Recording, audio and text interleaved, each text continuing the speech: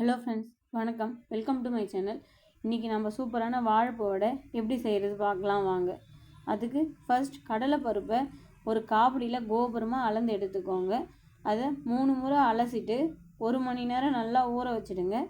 1 மணி நேரம் கழித்து தண்ணியை நல்லா வடிகட்டி எடுத்து வச்சுக்கோங்க.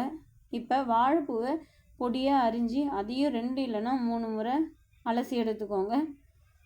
இப்போ 4 பெரிய வெங்காயம், 2 கைப்பிடி கறிவேப்பிலை, 1 கைப்பிடி கொத்தமல்லியை நல்லா பொடிசாக நறுக்கி வச்சுக்கோங்க. இஞ்சி ஒரு பெரிய துண்டு தோல் நீக்கி வச்சுக்கோங்க. இப்போ அந்த வாழைப்பூவை ஒரு மிக்ஸி ஜாருக்கு மாற்றி அதை நல்லா கொரகொரப்பாக அரைச்சி எடுத்துக்கோங்க. நெக்ஸ்ட்டு இதே ஜார்லேயே ஊற வச்ச கடலைப்பருப்பில் 1 கைப்பிடி எடுத்துக்கோங்க.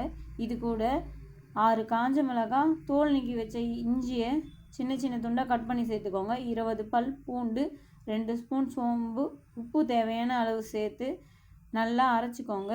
மிளகாய் சரியாக அரைப்படலைன்னா லேசாக தண்ணி தெளித்து நல்லா நைஸாக அரைச்சி எடுத்துக்கோங்க. இதுக்கப்புறம் பேலன்ஸ் இருக்குது கடலைப்பருப்பை தண்ணி சேர்க்காம நல்லா கொரகொரப்பாக அரைச்சி எடுத்துக்கோங்க. இப்போ இந்த மாவில் நம்ம பொடியாக நறுக்கி வச்சுருக்க வெங்காயம், கொத்தமல்லி, கறிவேப்பிலை எல்லாத்தையும் சேர்த்து நல்லா பிசைஞ்சு எடுத்துக்கோங்க. மாவு நல்லா ஒத்துமையாக பிசைஞ்சதுக்கு அப்புறமேட்டுக்கா ஒரு வாணலில் தேவையான அளவு எண்ணெய் ஊற்றிக்கோங்க. எண்ணெய் நல்லா சூடாகட்டும். எண்ணெய் சூடானதும் நம்ம ரெடி பண்ணி வச்சுருக்க மாவை சின்ன சின்ன உருண்டையாக எடுத்து நல்லா மெல்லிசாக தட்டி எண்ணெய் காஞ்சதுக்கப்புறமா அதில் ஒன்று ஒன்றா போடுங்க.